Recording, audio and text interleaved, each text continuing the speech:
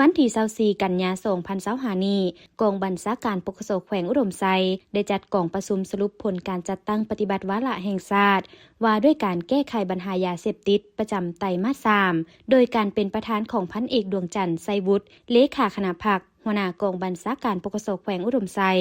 มีคณะพรรคคณะกองบัญชาการปกครอง7เมืองแขกถึกเชิญนายและพลตำรวจจากบรรดาห้องเกี่ยวของเข้าร่วม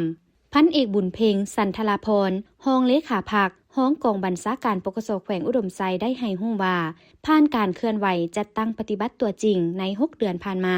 สามารถสั่งรวมได้ผลสำเร็จหลายด้านในนี้ได้แต่งตั้งคณะซี่นำรวมและคณะรับผิดชอบแต่ละหน้าเวียกจุดซุ่มพร้อมทางมอบหมายหน้าที่ให้ห้องวิสาเฉพาะกองบัญชาการปกครองเมืองและองค์การปกครองบ้านในทั่วแขวงสุ่มใส่นำพาซี่นำจัดตั้งพันขยายปฏิบัติวาระแห่งชาติแก้ไขปัญหายาเสพติดตามขอบเขตความรับผิดชอบของตนเป็นขบวนฟดฟื้นประชาชนบรรดาเผ่าทุกสั้นคนในสังคมให้การสนับสนุนอย่างกว้างขวางนำพาซี่นำการหันพนักงานขั้นแขวงลงก่อสร้างหากฐานการเมืองติดพันกับการพัฒนาชนบทรอบด้านตามทิศ3สร้างสีเนื้อในสีคาดหมายและยู่เหงขบวนการต่างๆเพื่อสกัดกั้นแก้ไขปัญหายาเสพติดให้ลดลงเทื่อละก้าวได้ฝึกอบรมเวียกงานรักษาความเป็นระเบียบเรียบร้อยให้ปกสบ้านได้7เมืองมีปกสบ้านเข้าร่วม553คนหญิง15คนได้สมทบกับปกสเมืองและโรงเรียนมสเมืองอยู่3เมืองคือเมืองไสเมืองงาและเมืองลาในการโฆษณาเผยแพร่เสื่อมซึมกฎหมายและผลให้ของยาเสพติดซึ่งมีผู้เข้าร่วมรับฟังจำนวน993คนหญิง475คนนำเอาภาคส่วนติดยาเสพติดเข้าบำบัดดัดสร้าง17คนยกมา241คนหญิง5คนรวมทั้งหมด258คนหญิง5คนศึกษาอบรมปล่อยตัว10คนมีหน้าตัวจริง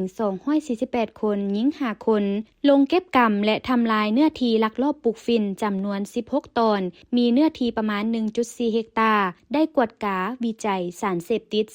453ตัวอย่างพัวพัน442รายคดีและได้ออกใบยั่งยืนผลการวิจัยส่งให้ปกส7แขวงภาคเหนือปฏิบัติสำเร็จ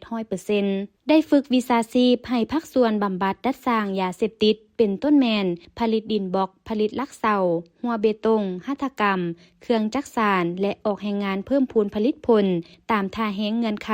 สามารถสร้างรายรับเพื่อปรับปรุงชีวิตการเป็นอยู่ทั้งเป็นการฝึกฝีมือแรงงานเพื่อกลับไปพัฒนาตนเองและครอบครัวให้ดีขึ้นโอกาสนี้ผู้เข้าร่วมได้ผลัดเปลี่ยนกันประกอบคำคิดคำเห็นเพื่อซอกหาวิธีแก้ไข